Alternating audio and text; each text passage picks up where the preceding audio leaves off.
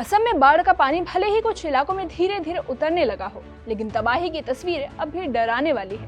कहीं पूरा गांव टापू बन चुका है तो कहीं सड़कें ही लोगों का घर बन गई हैं। इस साल आई बाढ़ में अब तक 78 लोगों की जान जा चुकी है और 3 लाख से ज्यादा लोग इसकी चपेट में हैं। हजारों हेक्टेयर फसल बर्बाद हो चुकी है, हजारों मवेशी बह गए और सैकड़ों गाँव अब भी पानी से घिरे हुए हैं। वहीं मौसम विभाग ने अगले कुछ दिनों के लिए भारी बारिश की चेतावनी जारी कर दी है, जिससे लोगों की चिंता और बढ़ गई है। अब सवाल यह है कि आखिर असम में हालत इतने भयानक कैसे हो गए, किन जिलों में सबसे ज्यादा तबाही हुई, सरकार और राहत एजेंसियां क्या कर रही है और जिन लोगों का सब कुछ पानी में बह गया वो आज किस हाल में है। चलिए समझते हैं। आप देख रहे हैं एबीपी लाइव और मैं साइमा परवीन। सबसे पहले समझते हैं कि असम में हालत कितने गंभीर है। इस साल की बाढ़ में अब तक 78 लोगों की जान जा चुकी है।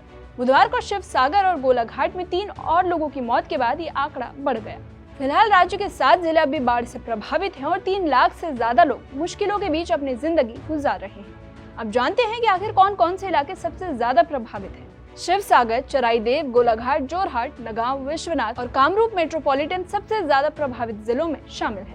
बाढ़ का पानी 21 राजस्व सर्कल और 551 गाँव तक पहुँच चुका है। कई गाँव का संपर्क आसपास के इलाकों से पूरी तरह टूट चुका है। लोगों को नाव के सहारे आना जाना पड़ रहा है और कई परिवार राहत शिविरों में रहने को मजबूर है।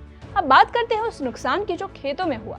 असम की बड़ी आबादी खेती पर निर्भर है, लेकिन इस बार बाढ़ ने किसानों की कमर तोड़ दी है। 21,000 हेक्टेयर से ज्यादा फसल पूरी तरह पानी में डूब चुका है। जिन खेतों में कुछ दिन पहले धान और दूसरी फसलें लहला रही थी, अब वहां सिर्फ पानी दिखाई दे रहा है।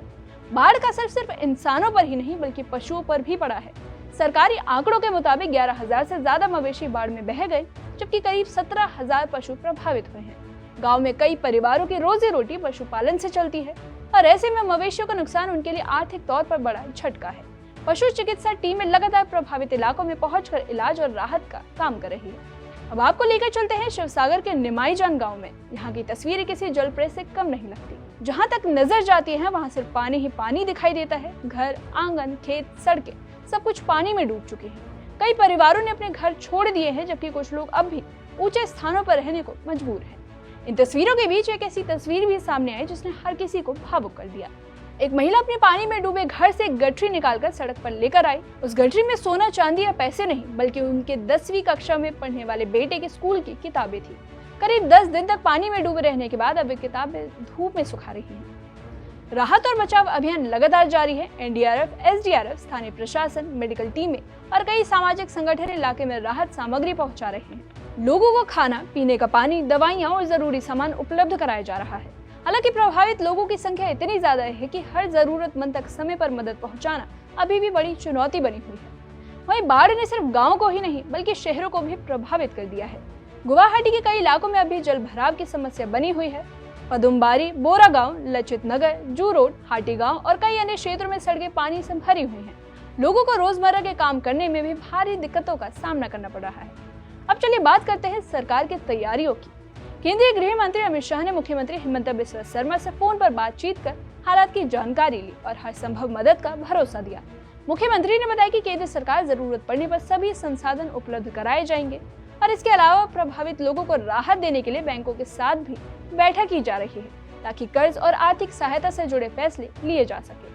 वहीं भारतीय सेना भी राहत अभियान में सक्रिय भूमिका निभा रही है। सेना प्रमुख जनरल धीरज सेठ ने पूर्वोत्तर का दौरा कर राहत और बचाव कार्यों की समीक्षा की। उन्होंने सैनिकों की सराहना करते हुए कहा कि संकट की इस घड़ी में सेना नागरिक प्रशासन के साथ मिलकर लगातार लोगों की मदद कर रही है। वहीं जरूरत पड़ने पर नाव, हेलीकॉप्टर और अन्य संसाधनों का इस्तेमाल किया जा रहा है, ताकि ज्यादा से ज्यादा लोगों तक राहत पहुंचाई जा सके। अब सबसे बड़ी चिंता मौसम को लेकर है। भारत मौसम विज्ञान विभाग यानी IMD ने अगले 3 दिनों के लिए असम, अरुणाचल प्रदेश और नागालैंड में भारी से बहुत भारी बारिश की चेतावनी जारी की है। मौसम विभाग ने साफ कहा कि लगातार बारिश से फिर जल भराव और भूस्खलन का खतरा बढ़ सकता है। यानी जिन इलाकों में पानी उतर रहा है वहां भी खतरा पूरी तरह टला नहीं है।